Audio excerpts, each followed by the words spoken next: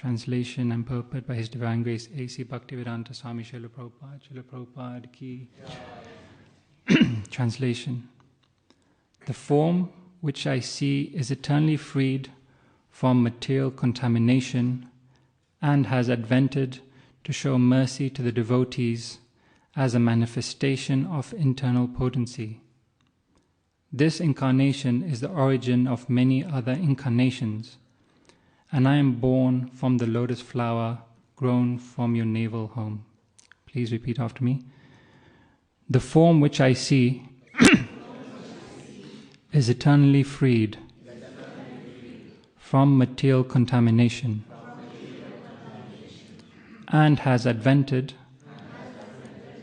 to show mercy to the devotees as a manifestation of internal potency. This incarnation is the origin of many other incarnations, and I am born from the lotus flower grown from your navel home. Purport. The three deities, Brahma, Vishnu, and Maheshwara, Shiva, the executive heads of the three modes of material nature, passion, goodness, and ignorance, are all generated from Garbhodakshai Vishnu, who is described herein by Brahma. From the Kshirodakshai Vishnu, many Vishnu incarnations expand at different ages in the duration of the cosmic manifestation. They are expanded only for the transcendental happiness of the pure devotees. The incarnation of Vishnu, who appear at different ages and times, are never to be compared to the conditioned souls. The Vishnu Tattvas are not to be compared to deities like Brahma and Shiva, nor are they on the same level. Anyone who compares them is called a pasandi or infidel. Tamasa, mentioned herein, is the material nature, and the spiritual nature has a completely separate existence from Dhamma. Therefore, spiritual nature is called avabodharasa or avarodharasa. Avarodha means that which completely nullifies. In the transcendence, there is no chance of material contact by any means. Brahma is the first living being, and therefore he mentions his birth from the lotus flower generated from the abdomen of Garbhodakshai Vishnu.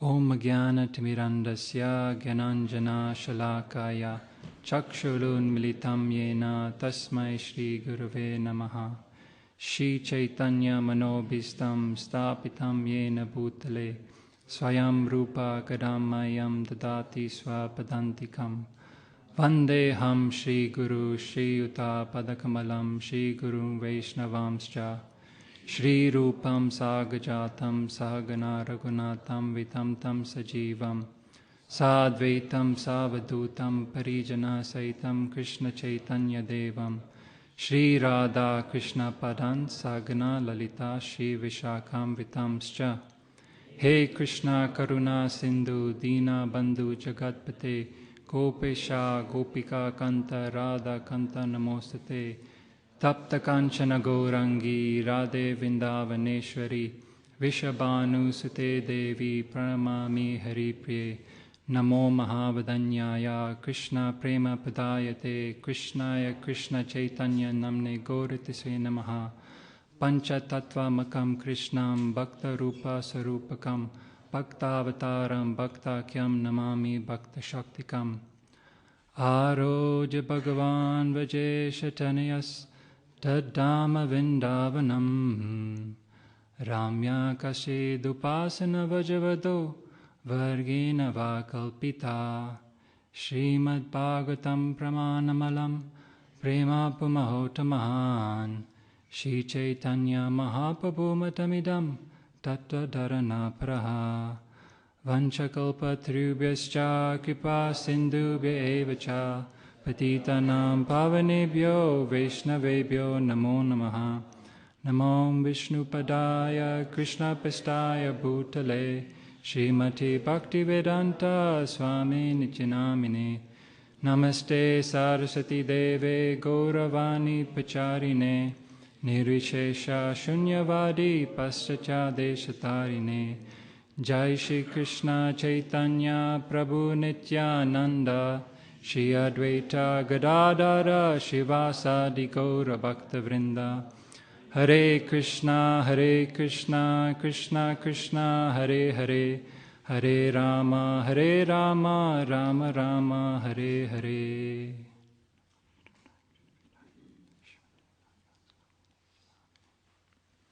Hare Krishna. I feel very honored and grateful to be given this opportunity to serve.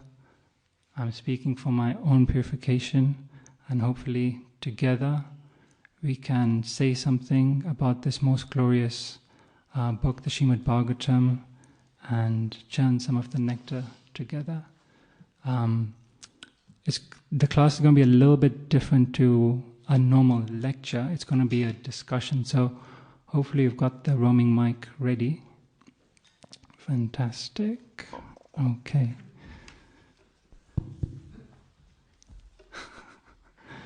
So we'll just read the translation again.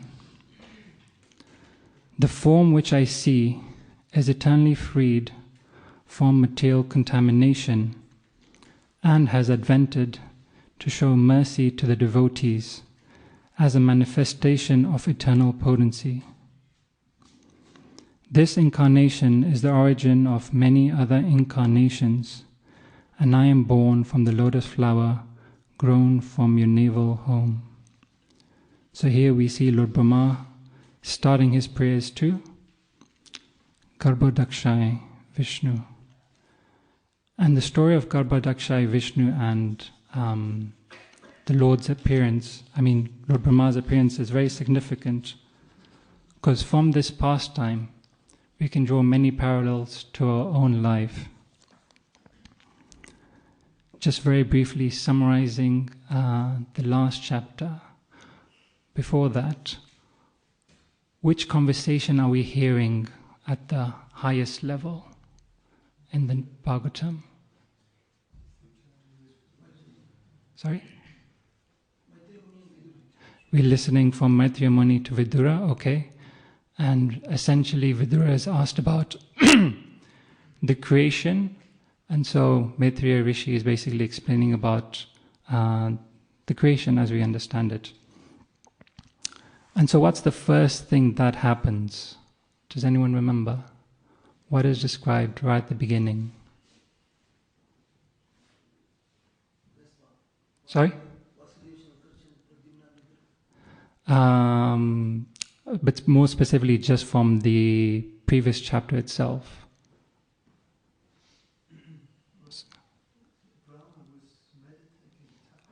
Okay, yeah, that happens a lot later on. So what happens before Lord Brahma appears? Who's there? Garbhodakshai Vishnu.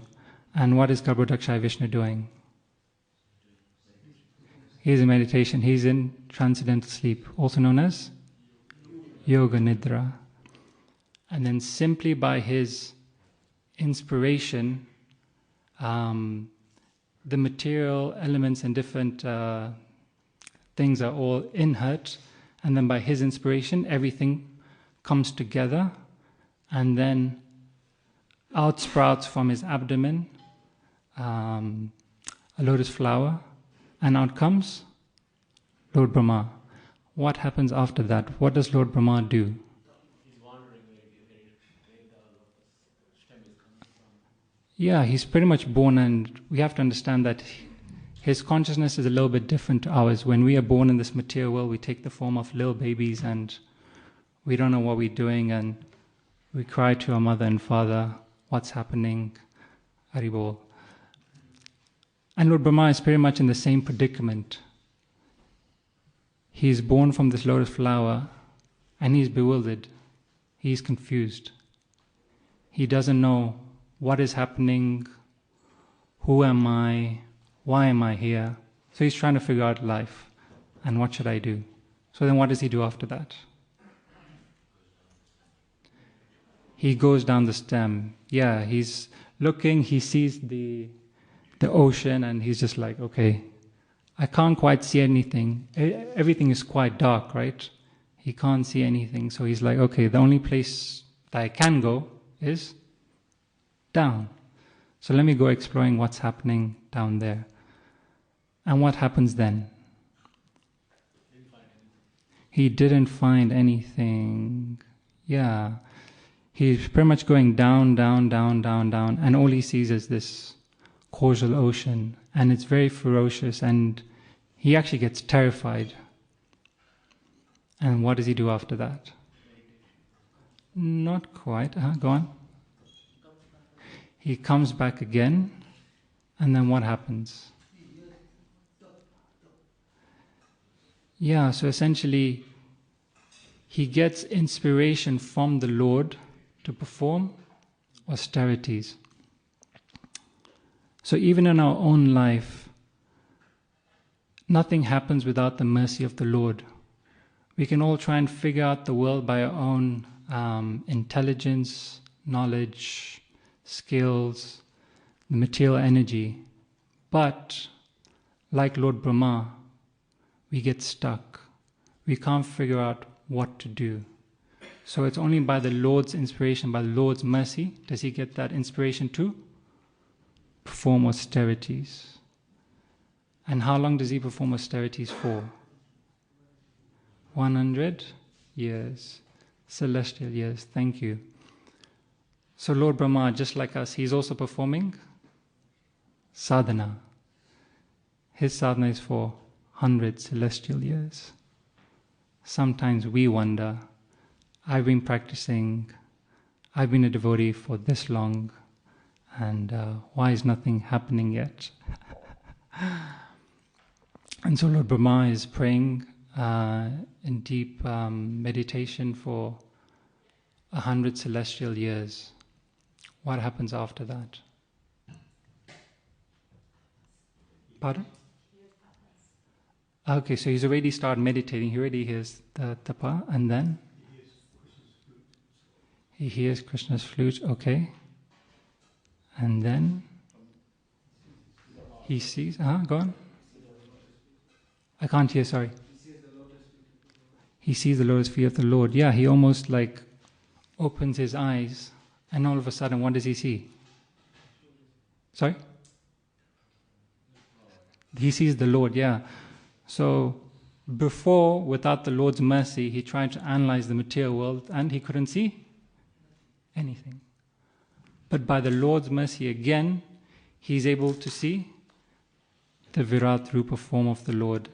And different verses glorify the Lord's form. And it's interesting that Lord Brahma, in whichever direction he looks, he can only see the Lord. He can't see anything else. And then what happens after that? He got instruction through the heart, okay. Anyone else? I'm liking that, but just a little bit more perhaps. Sorry? Not quite.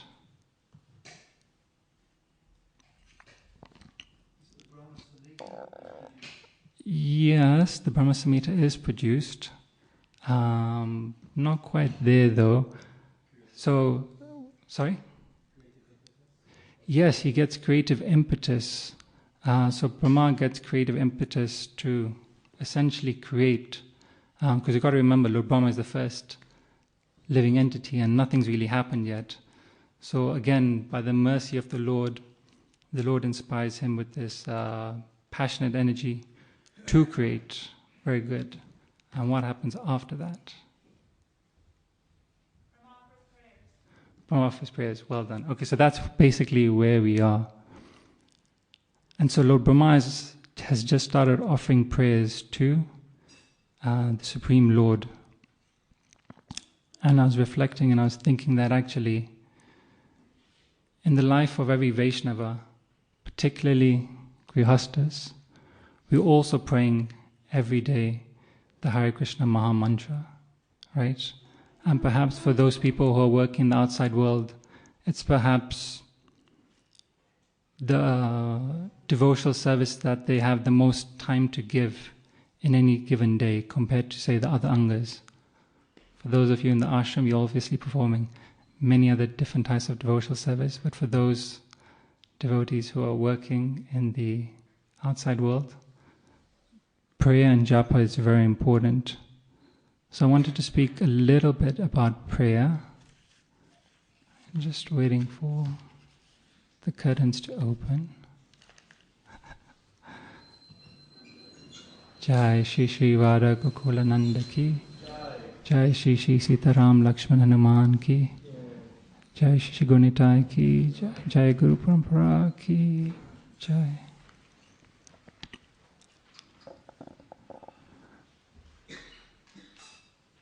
And so we see that from Brahma's example, he's tried to figure out the world by himself. He's failed.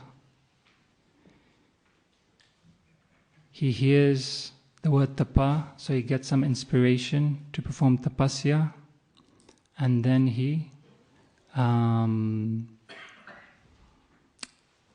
the right mood, in basically a helpless mood, he starts praying to the Lord. So I want us to take some time just to introspect, because we spend so much time, our whole life actually, chanting the holy names of the Lord. But at least I can speak for myself, I don't take the time to introspect. What is my relationship with the holy name? How is it? You know? As Satyananda Maharaj has written this book, The Living Name, we all understand that the living name is alive. But when we are chanting the holy names, are we chanting as if the living name is alive? Sorry, the holy name is alive. So I want us to just close our eyes, just reflect. What is my relationship like with the holy name? When was the last time I checked in with the holy name? Because remember, it's not a one-way relationship. It's a two-way relationship. Is there anything that I can do to improve on that relationship? And perhaps you might get some inspiration on how you can improve. You can open your eyes. How is that short little exercise? Does anyone want to share any reflections or anything like that? Yeah, go on, Saga, and then Prayojan, and then, yeah. Can we get the mic here, please?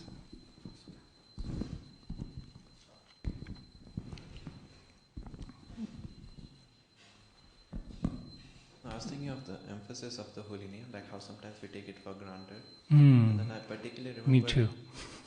I particularly remember the pastime of Ramayana, was when they were building the Ram Setu bridge, and it happened to be that when Lord Ram actually even tried to put the rocks to float, they didn't. But then when his name was written on it, it actually floated. So in one sense, the name is even arguably more powerful than the Lord himself. So if we think of it in that manner, then we'll naturally put more emphasis on chanting. We just become more aware, we become more conscious. Thank you. Prajana Prabhu, you wanted to share something? For me, actually, I really relate to this chanting the holy name, in that when I take rest at night, I'm in so much pain, usually with the arthritis. I get an attack of arthritis pain. And there's some prayers that I remember that I was asked to say that are the prayers of the Siddheswar.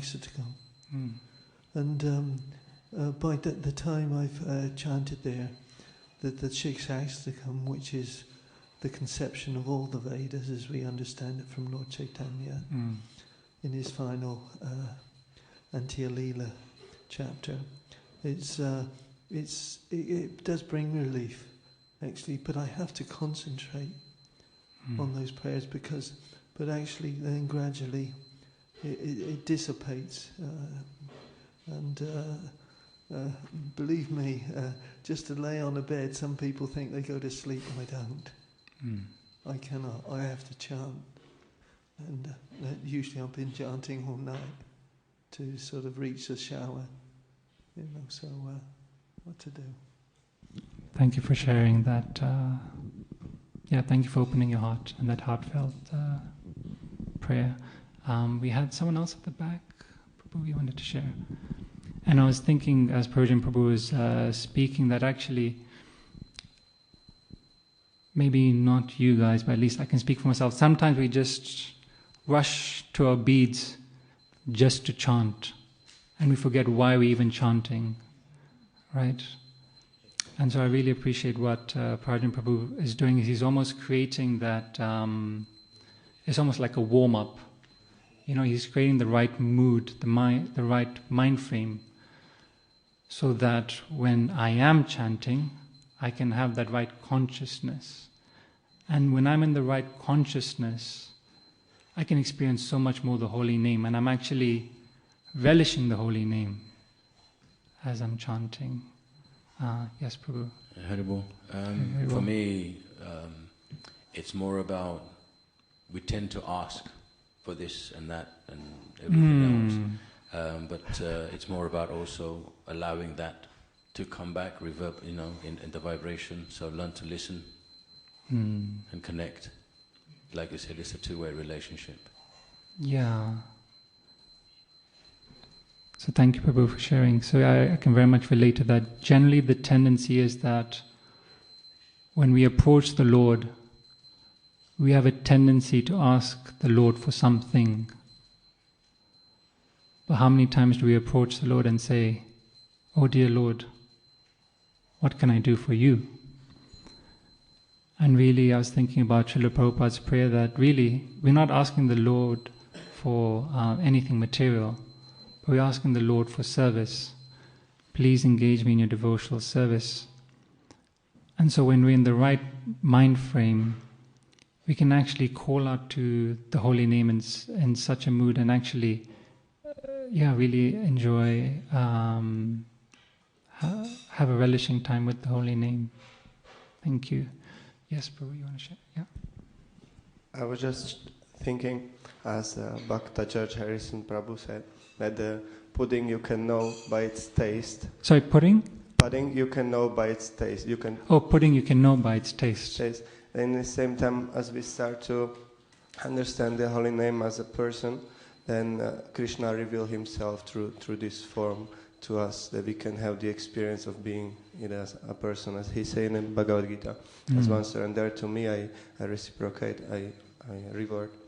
As one start to accept Krishna as the Supreme Krishna, he reveals himself. So in the same way with holy name, as soon as we start to look upon the holy name as being a person, it start to have this taste, this reciprocation.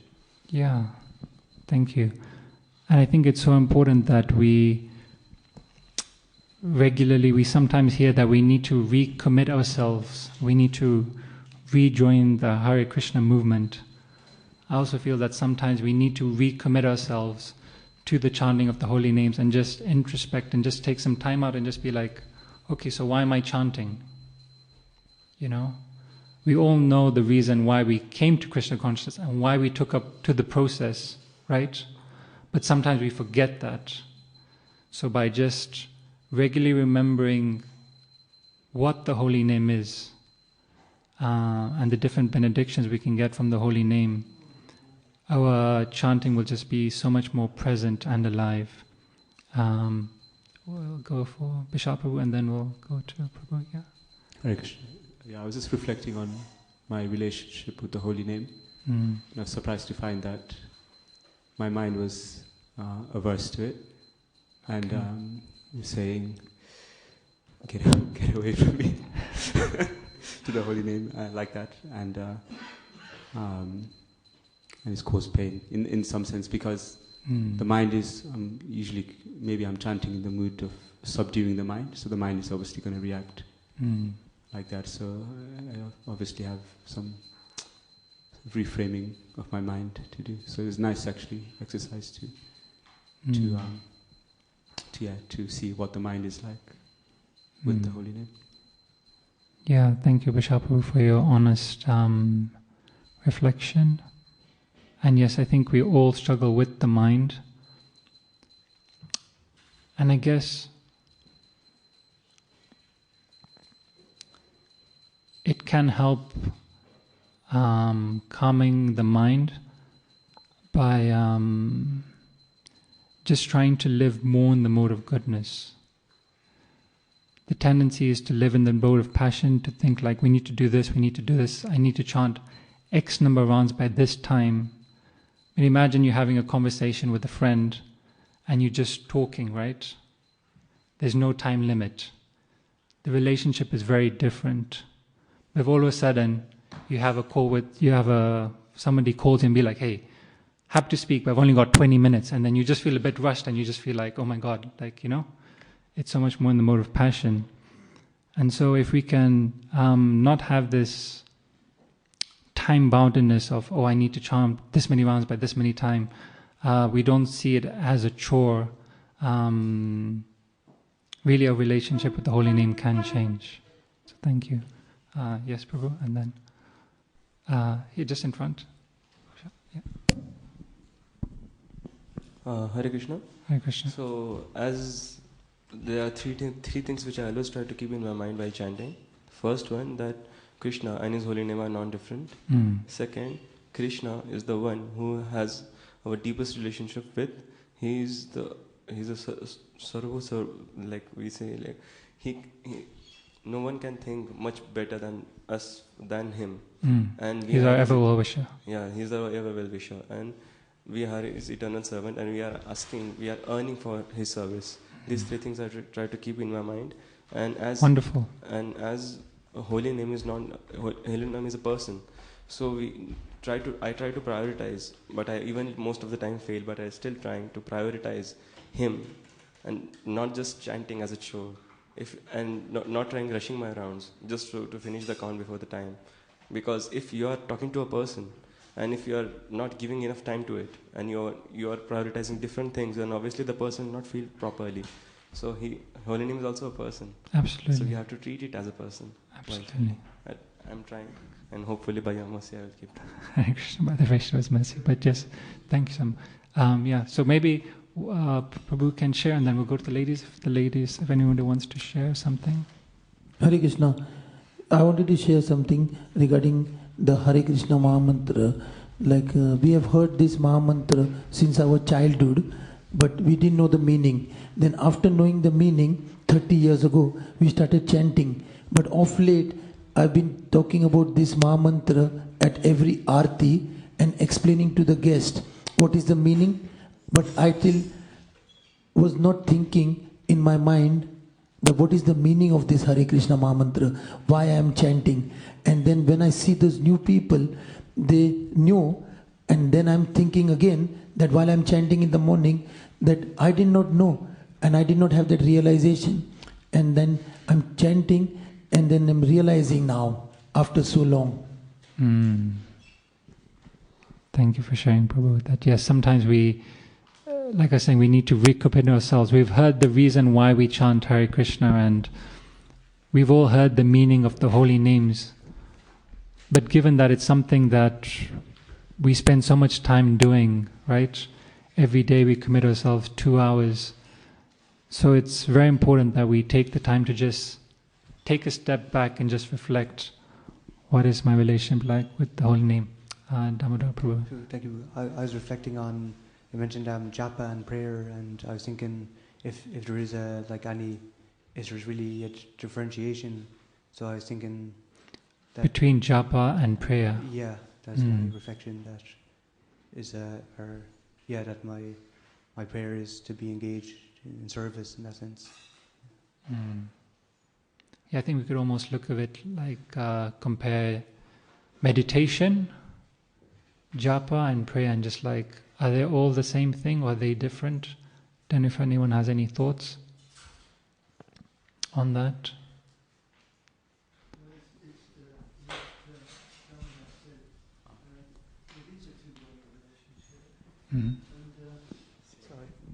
Like Damodara said, now Bhaktisiddhanta, he said he quoted the Bible, do not chant the Lord's name in vain. And what he said, he further explained it, that actually vanity means for yourself. Don't chant for yourself. You should be chanting for the pleasure of the Lord. And he was quoting the Bible in that case. Thank you for sharing that. And I was almost thinking as you were saying that we can think of it in terms of what Bhaktivinoda Thakur says, right? He gives 4 different reasons why we do anything in the world. We can do things out of fear, out of duty, fear, desire, duty, and then love. So we can all take some time to perhaps just introspect and just see my relationship with the holy name. Why am I chanting? Am I chanting out of fear? Am I chanting out of desire? Am I chanting out of duty? Or am I actually chanting for love, for the highest thing? Thank you, Prabhu, for sharing. Does anyone on the ladies' side have anything to share? Doesn't seem like it. Okay, we've got someone at the back.